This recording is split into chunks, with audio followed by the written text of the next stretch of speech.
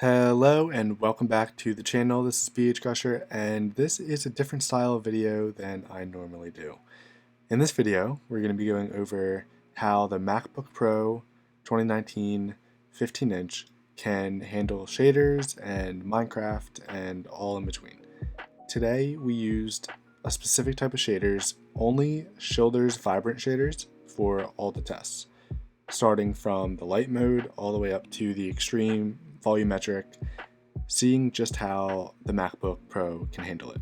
Now, of course, every single test needs a control variable. So in this control, we are obviously using no shaders, not even the internal shaders that come with Optifine. And you can see we're getting about 150, maybe 160 FPS, but that's kind of pushing it sometimes.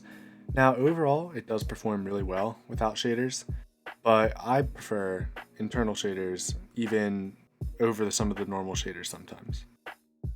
So here we are in the internal shaders. Now, I don't notice much of a difference except for maybe a more consistent 150 FPS, but other than that, maybe a few lighting corrections here and there.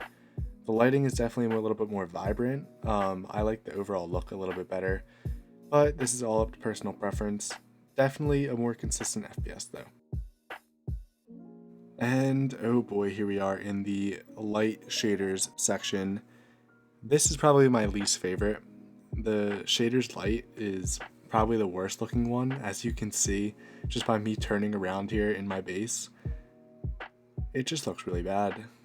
It looks really bad. The shadows are pretty bad, the rendering is pretty bad, the lighting mixed together is all just pretty bad. Now, I mean, it is shaders. It can definitely be used for people that can't really run shaders. It's a great shaders for that, just to have them. But the Mac can run better than this, so my personal pick is never ever this. Even though we do get decent FPS, it's still not good. We're getting about 60, so not worth it. Next, here we are in the medium settings. Now, this is a huge step up from the light version. I think this looks a lot better, as you can see just from the shadows. It's not all choppy and how it looked with the light version inside my base. The lighting is great. I think everything looks really nice. Even the crying obsidian's kind of glowing there. But as it's turning nighttime, you can kind of see like all the lighting going on inside the base. It looks really good. Now that's all lit up. Nothing can even spawn there. So the lighting looks really good. And you can kind of see the reflection in the glass there. Medium is good, but still not the best. So we can move on from this too. Moving on to the high setting, you can kind of see another increase in the lighting, and it's really noticeable this time too. But what's really interesting is the FPS is still pretty consistent here. Now, this is only due to the fact that I have turned down the graphics and the rendering is not as high performing as it was before. But if we go over to that now, these are our frames before I changed the settings. And then we can go into our settings to shaders and render quality, and we can turn this down just a little bit. We have to cycle all the way back through.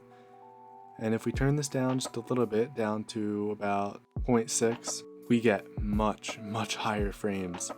Now, this is at a sacrifice to your render quality. As you can see, some of the things don't look as clear, and you might not like that. So you might want to stick with the 40 frames, but if you like it, go for it.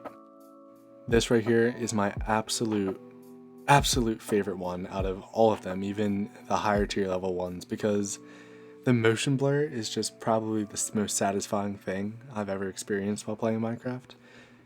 I was utterly surprised when I tried to run this and it worked perfectly, and the frame rate is incredible as well. Just look at how everything looks as I'm flying around. I'll let it play for 2 seconds here. Everything's looking so great, and you can see the motion blur as I'm turning.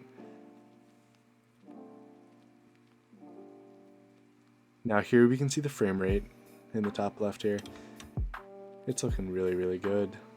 I'm really liking it. Now if we look here in the morning, I think the morning is one of my favorite parts too. Now the quality of the shadows and everything like that is so much better from the other previous versions. The sun looks great, everything looks great. and I'm really liking it. My favorite one by far. If your computer can run it, definitely use this one. Also, before we move on to the next shader, I want to show you how the water looks. I mean, nothing crazy, but I feel like every shader pack deserves to be shown off with the water because, you know, they all look so cool. So here's the water. If you were thinking about getting it, this is what it looks like. Next up is the Shoulders Extreme. Now, when I ran this and it looked good actually, and not like a motion picture book, I almost just passed out because the MacBook Pro shouldn't be able to run this, and it's just insane how amazing and far they've come with graphics and everything like that, and how surprised you'd be. But you can just see these textures. You could see the reflection of the prismarine up top, and the glass. It might as well be real life. I mean, there's just no. I know other PCs look better, but I mean, if you have a Mac and you want to run shaders, just get them, because I know it can do it. The Mac can do it. There's no reason it couldn't do it. So yeah, here are the Extreme, which I didn't even think I would be able to download because it would be too intense. Also, real quick, here's the FPS for the Extreme, and again, here are the prismarine blocks. It's crazy. They look too good. And last, but certainly not least, we have the volumetric lighting shoulder shaders. This is next level. Now, it doesn't have the motion blur like I wish it did, because motion blur, as you know, is my favorite. But the lighting is just unmatched. Now, of course, I do have my render settings put down a little bit, but you can just see these reflections here. It's even better. It's even better than the Extreme. But I do have my render settings turned down a little bit, and it still looks good. It still makes it look so good. Now, I know the question you're all asking down in the comment section right now is, Crusher, what does it look like on the MacBook Pro with the Extreme volumetric lighting settings, with your render settings and shadow settings and everything like that, all the way to the max? Well, I'm glad you asked, because not good.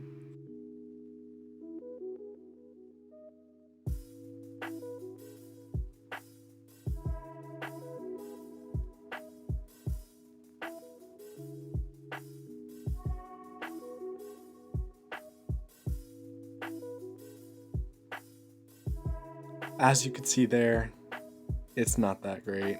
We got about 10, maybe 11 frames per second. Yeah, woohoo! Yeah, no.